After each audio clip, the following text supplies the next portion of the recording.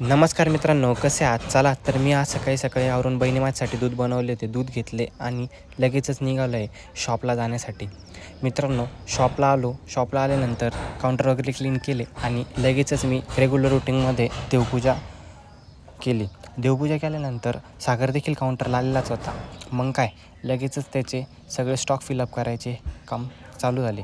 त्यानंतर थोड्याच वेळात पप्पा देखील काउंटरला आलेले होते. मग आम्ही सर्व मिळून शॉपची कामं आवरले. त्याचबरोबर त्याचे काहीतरी स्टॉकचे काम असल्यामुळं त्यांनी सगळं स्टॉक मेंटेन केला, पॅकिंग केली आणि त्यानंतर दुपारी मी आलो आहे घरी. घरी आल्यानंतर लंच केला आणि आज मला जायचं आहे मामाच्या घरी. तर मी निघालो आहे हिलालपूरला जाण्यासाठी. मित्रांनो, जाता जाता आपण बघू शकता पावसाचे प्रमाण जास्त असल्यामुळे जागोजागी शेतांमध्ये पाणी साचलेले दिसत आहे.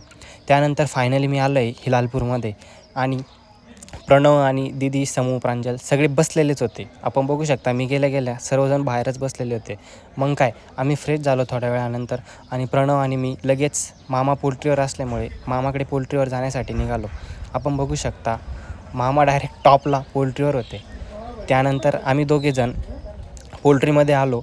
पोल्ट्रीमध्ये चक्कर मारला आणि रात्री दिवसभराचे काम संपवून निवांत झोपलो. धन्यवाद.